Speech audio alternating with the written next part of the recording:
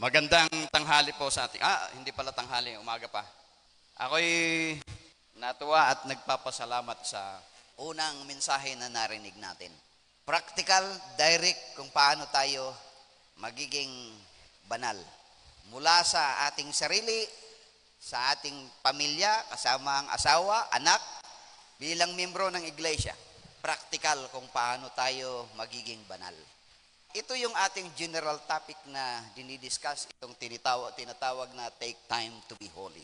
Mga kapatid, ako'y naghahanda nung nakalipas na araw, ilang bisis ako nag-adjust dahil ang aking mga kasamang mga speaker, yung sasabihin ko sana, sinabi na nila. So, kailangan na ako'y, mag-detour. But anyway, iisa pa rin ang ating hangarin, ang ating layunin na tayo nawa ay magiging sakdal. Yun ang layunin kung bakit andito tayo ngayon. At yun ang hinihintay ng Diyos. So sa oras na ito, gusto kong pag-usapan natin time, panahon.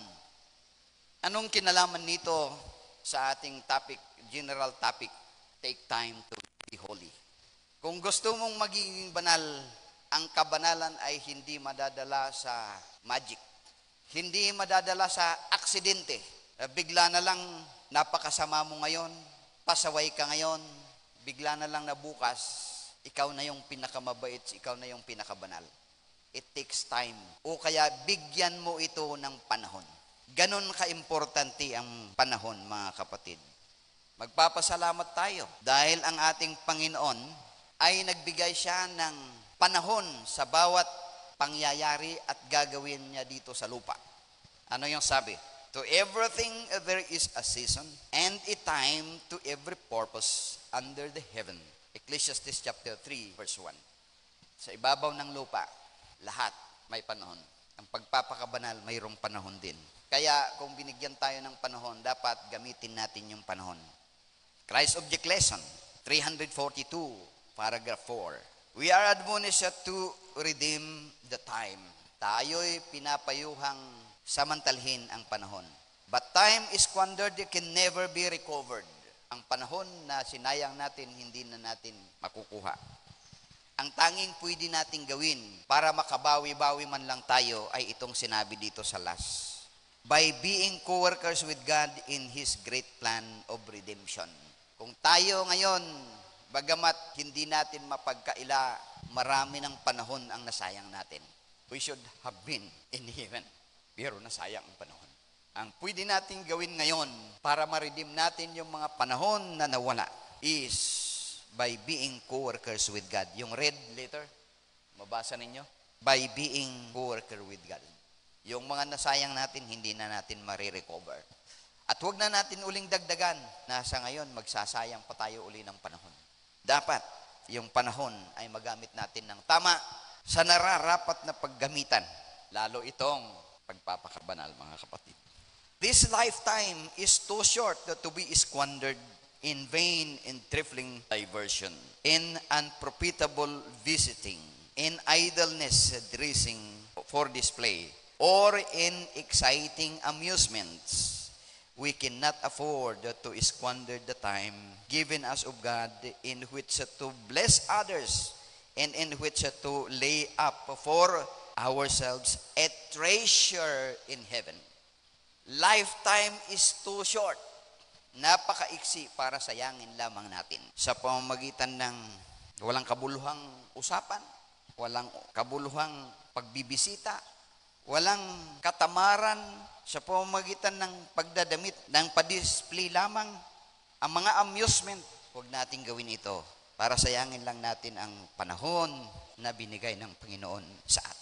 Kundi gamitin natin upang tayo ay mag-impok ng kayamanan doon sa langit.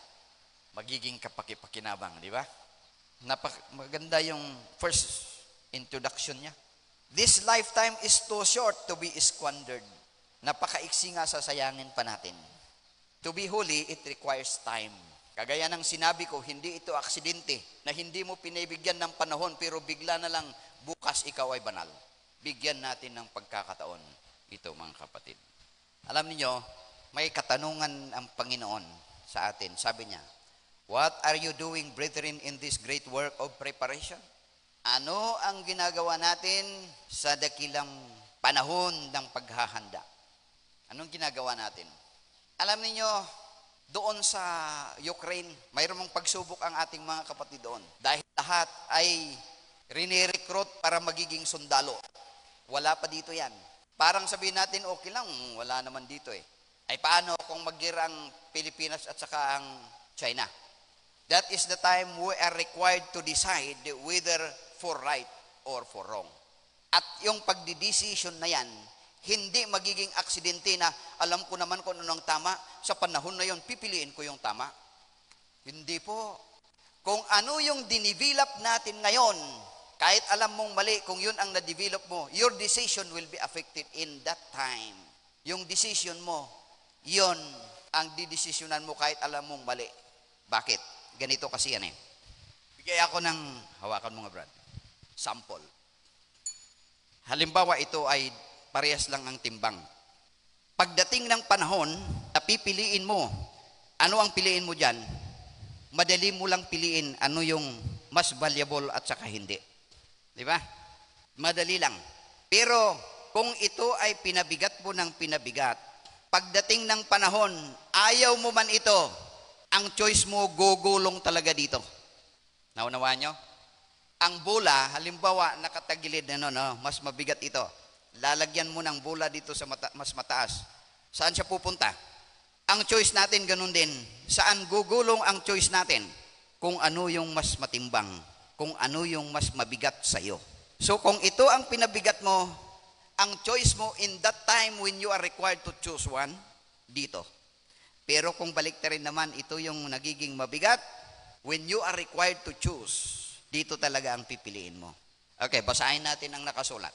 What are you doing, brethren, in the great work of preparation? Those who are uniting with the world are receiving worldly mold and preparing for the mark of the beast. Ang darating sa atin, mayroong tinatawag na mark of the beast. Alam natin kung ano yung mark of the beast. I don't need to give you any study about that. Ano yung mark of the beast? The enforcement of the Sunday law. Akala ba ninyo ay dahil alam ninyo na ay mali, automatic na sa panahon ngayon yung pipiliin ninyo? Hindi po. Tingnan ninyo, ano daw ay yung mark of the beast? Bakit? Because now we are uniting with the world. So when the mark of the beast will come, it is easier to choose the mark of the beast. Saya kung ano ang ginagawa mo ngayon, in time of peace, yun po yung magiging choice mo in time that you need to choose one out of two. Tingnan natin yung next statement niya. Those who are distrustful of self, who are humbling themselves before God and purifying their souls by obeying the truth, these are receiving the heavenly mold and preparing for the seal of God in their foreheads. When the decree goes forth and the stamp is impressed, their character will remain pure and spotless for eternity. Bakit sa panahon na yon, their character will remain pure, spotless for eternity? Sapagkat pinili nila ang masilyuhan. Bakit sila nasilyuhan? Sapagkat wala pa yung mark of the beast, sila ay naghahanda na. They are preparing. Kaya kung ano yung sinasanay natin ngayon, yun ang magiging choice natin when we are required to choose one out of two. Hindi sapat yung sabi mo, alam ko naman na ang Sunday mali. Alam ko naman na ang Sabado yun ang tama. Alam natin at pinipili natin ang tama ngayon dahil walang problema. Pero doon sa Ukraine, yung ating mga kapatid doon na ikukulong dahil hindi magsundalo, nagiging choice nila na makulong na lang. Bakit? Nasanay na pinili na lang kalooban ng Diyos. Pero yung nasanay sa pakinabang dito sa lupa, ay pipiliin nila, ay, ayaw kong makulong. Paano yung pamilya ko? Paano yung pagkain namin? Kasi nasanay na doon siya tumitingin. Kaya pagdating doon, ang pipiliin nila. Ganon din sa panahon ng mark of the beast, mga kapatid. We will continue. At ito ay hindi lamang miyembro. Mga workers natin, mapalad tayo dahil wala pa tayo sa test. Mukhang okay pa tayo lahat. Mga worker, mga miyembro, parang okay tayo lahat. Pero at that time, makikita natin, mga worker, mga ministro, mga miyembro, ano ang choice nila? Ano ang develop nila in the time of preparation, mga kapatid? In the Old Testament, ang Panginoon ay nagbigay siya ng timetable para mapabanal sila. Tingnan ninyo magsasite lang ako, hindi ko ibibigay na study. In the 14th day of the 7th month, mayroong tinatawag na Holy Convocation during the Passover. Yan ay nailaan na time. Ang point ko dito, noon binibigyan ng panahon para mapabanal. Bakit sa ating panahon hindi kailangan na bigyan natin, laanan natin ng panahon? Take time to be holy. Pangalawa, in the 15th day of the same month, first month, mayroong holy convocation, walang trabaho, nananalangin lang, nagko-confess ng mga kasalanan. Number 3, in the 7th day, in the first day of the 7th month, mayroong holy convocation na naman. Sabi yun, it is a Sabbath, a memorial of blowing of trumpet, and holy convocation para sa kanila. Binibigyan nila ng time yan. Number 4, 10th day of the 7th month, yung Day of Atonement, inilaan nila yan, na yung nagpapasting sila, walang kain, walang inom, nalangin, nagko-confess ng mga kasalanan, nagpapatawaran sa bawat isa. Binibigyan nila ng time yung pagpapakabanal. Ano bang time mayroon tayo ngayon? What a period of time is it now? Anong time natin ngayon? We are in the antitypical day of atonement. And not only are we to humble our hearts before God and confess our sins, but we are by all our educating talent to seek to instruct those with whom we are brought in contact and to bring them by precept and example to know God in Jesus Christ whom He has sent. Ang panahon natin ngayon, tinatawag na antitypical day of atonement. Ano yung ginagawa nila pag day of atonement? Nagpapakabanal. Tayo, antitypical day of atonement, kailangan nating magpakabanal. Ano ang ginagawa nila? We are in the great day of atonement. Day of atonement ngayon, na sinisimboluhan yung ginagawa nila noon. A time when we must afflict our souls, confessing our sins, humbling our hearts before God, and getting ready for the great conflict. Ano yung gagawin? Magpagpapakabanal yan ang ibig sabihin. Kanina binanggit ni Brother Jonathan, confessing our sins. Yan ay hindi lang sa Diyos, sa ating kapwa. Sabihin natin, brother, sister, please forgive me. One time, I called to Visayas and said to brother, brother, kung mayroong nakasakit sa'yo ng higit, baka ako na yon, brother. Pwede bang patawarin mo ako? Tumawag ako sa Mindanao. Tinawag ko ang isang kapatid, sabi ko, ganun din. Kapatid, malapit na ang Panginoon. Kung mayroon akong kasalanan, pwede patawarin mo ako. Yun ang panahon natin ngayon. To your seatmate, sa inyong mga kasama sa iglesia, kasama sa bahay, panahon para magpatawaran, mga kapatid. Take time. Panahon ang ilaan mo doon. One time, I pray. And then pumunta ako sa mga teachers. Tinawag ko yung mga teachers. Mga kapatid, mayroon ba akong mga kasalanan sa inyo? Sabi nila, wala naman, brother. Salamat naman sa Panginoon. Pero kung mayroon, pwede bang patawarin ninyo ako? At huwag ninyong sabihin na, magkumpisal kayo ng inyong kasalanan sa akin. Marami kayong kasalanan sa akin. Hindi yon. Hindi natin gawain yon. Gawain nating mag-confess ng ating mga kasalanan, maghingi ng tawad, but not to require others to confess their sin. Kasi pagka ginawa natin yon, matutunan din nilang magkumpisal ng kanilang mga kasalanan. Hindi kailangan na i-require natin. Be an example to start giving time for holiness, mga kapatid. In the day, in the type, this great work of atonement or blotting out of sin was represented by the services of the Day of Atonement. Itong gawain ng Day of Atonement ay blotting out of sin. Pagka ito ay ginawa natin, ang ating mga kasalanan ay mapapawi. Papawiin ng Diyos ang ating mga kasalanan. Okay? If we are given the time to be holy, take time to be holy. Kung binigyan tayo ng pagkakataon para magpakabanal, gamitin natin yung pagkakataon para tayo magiging banal, mga kapatid. I will give you a practical lesson, a practical way of using the time to be holy. Number 1, take time to read your Bible and meditate on it. Naisip ko, one time, ako ay nagbigay ng revival message. For 4 times, 2-4 na session, naisip ko na there is no other way than to go to the basic. Pupunta tayo sa basic. Bawat individual, walang revival kung walang individual concern. Ang revival ay individual concern, mga kapatid. Bawat isa, bigyan ng pagkakataon ang pag-aral sa Biblia at pagbulay-bulayan ito. We need to study God's Word, to meditate and pray. Then we shall have spiritual insight to discern the earnest courts of the celestial temple. Magkaroon daw tayo ng spiritual insight pagka binibigyan natin yung pagkakataon ng pag-aaral, mga kapatid. Kalimutan ninyo, for the meantime, ang inyong mga Facebook to give time studying the Word of God.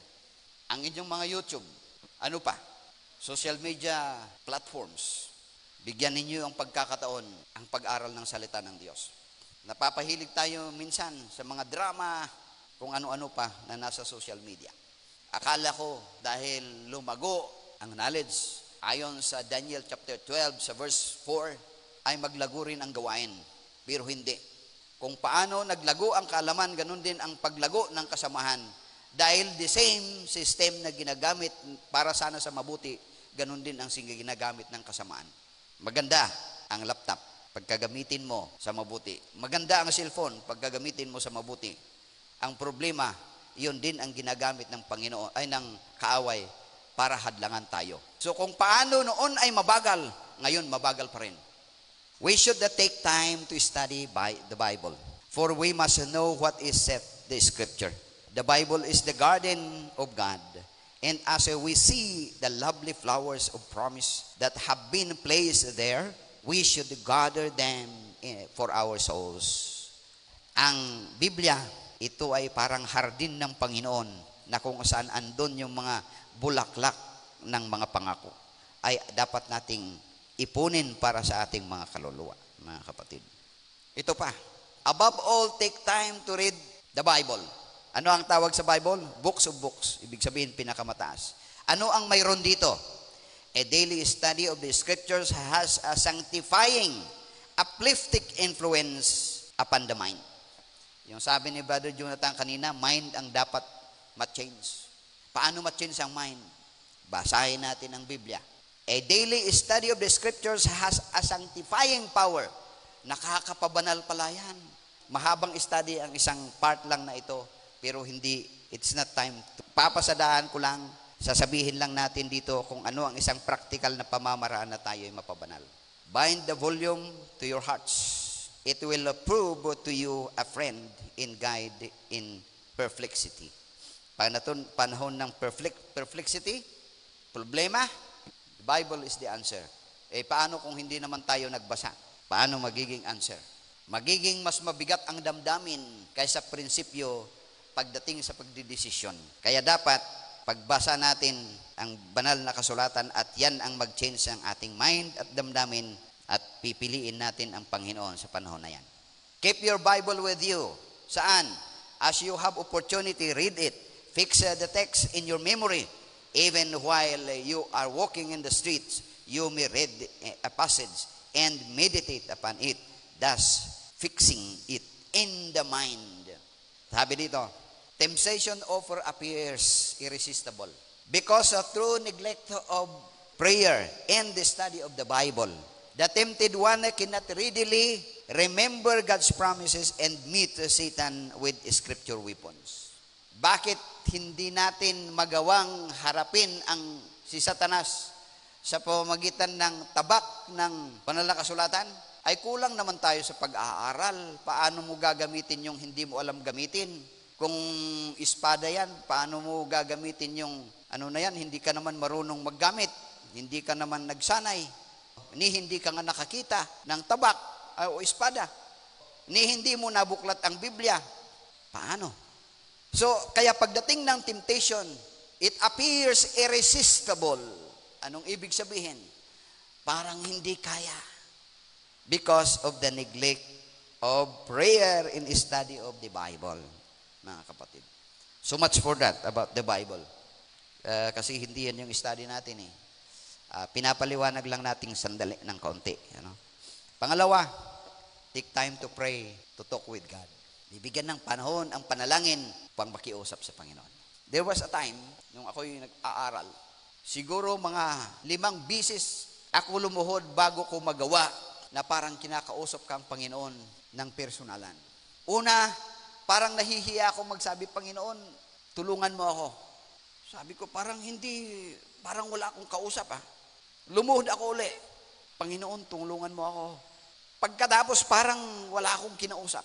Until nagawa kong parang Panginoon na talaga yung kinakausap ko. Parang kaibigan. When we talk to God, sa pagmamadali na manalangin, you cannot talk to God. You cannot. Maring sabihin mo, Brad, pwede bang ibigay mo ito sa akin mamaya, iwanan ko na lang sa'yo. Layas ka. Baka sabihin niya siguro, anong klase bang tao ito? Wala man lang paki.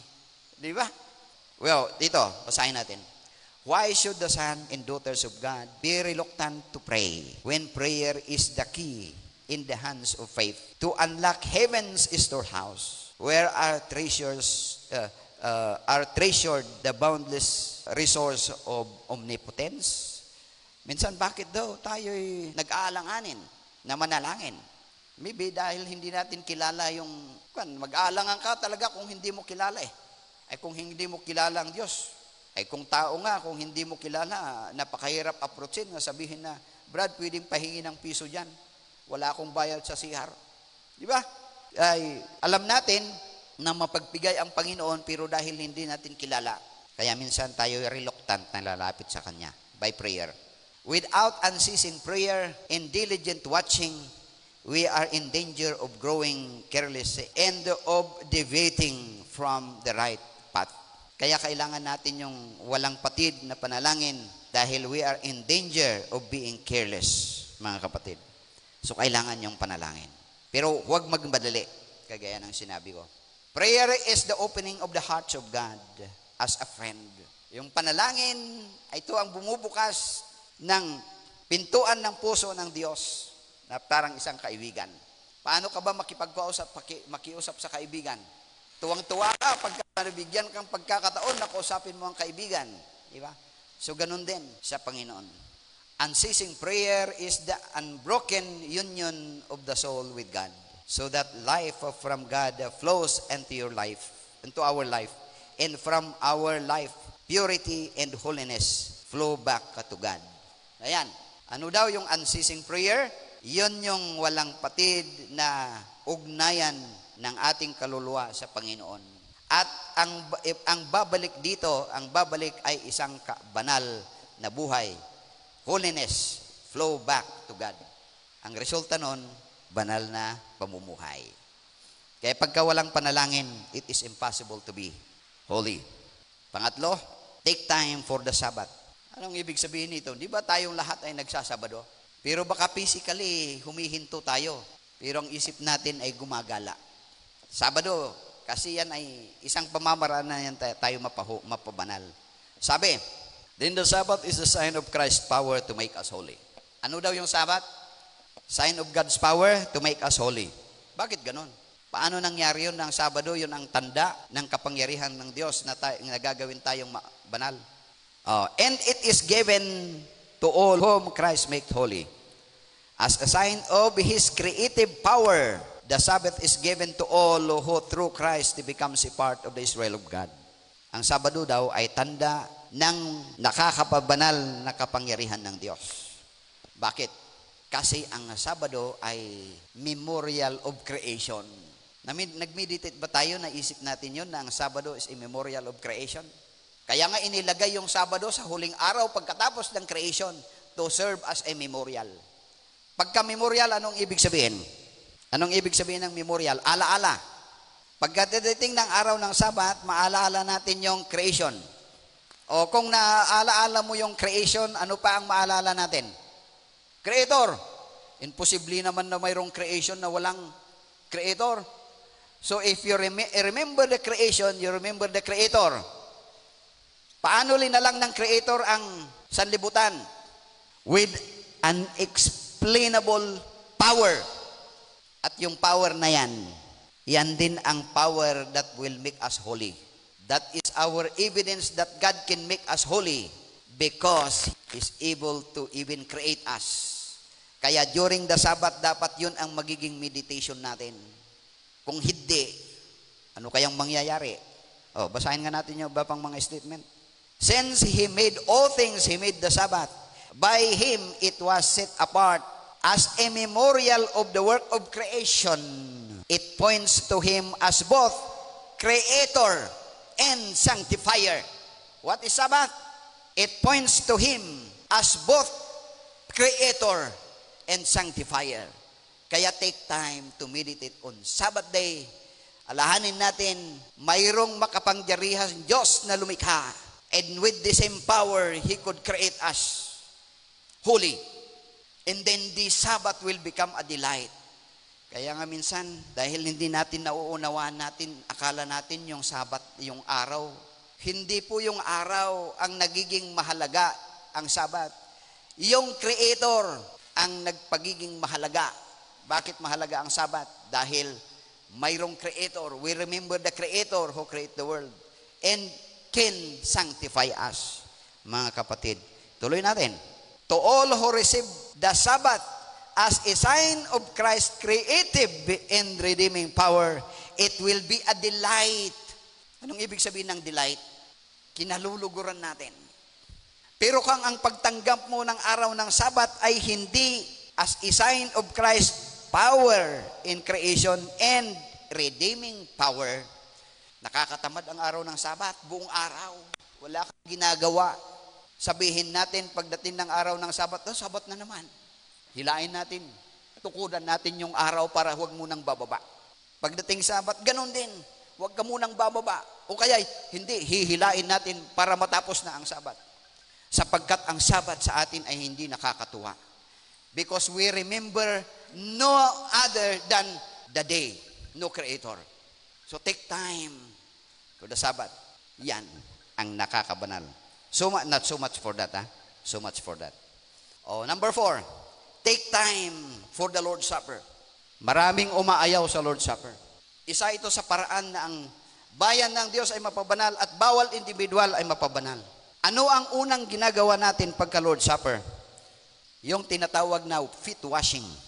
For what purpose is the feet washing?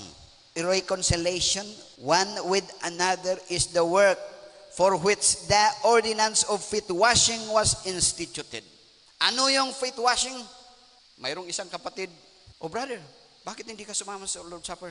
Ano kasi, mayroong kaming ganito. At sabi sa Biblia, kung hindi ka qualified, ay hindi ka karapat-dapat, ay kinakain mo ang iyong sumpa. Yun pala eh. At tuluyang ayaw mo nang mag-participate. Tuluyan ayaw mo nang makibahagi. Ayaw mong makapag-reconcile. Mayroon namang feet washing to do. Tuluyan nang ayaw mong ma-qualify, samantalang there is a preparation. Ano yon? Reconciliation with one another is the work for which the ordinance of feet washing was instituted. We lost the opportunity. By the example of our Lord and Master, this humiliating ceremony has been made a sacred ordinance. Whenever it is celebrated, Christ is present by His Holy Spirit. Ano ang presente? The Holy Spirit. It is this Spirit that brings conviction to hearts. At yung espiritu na yon, yun ang magdadala ng conviction sa puso.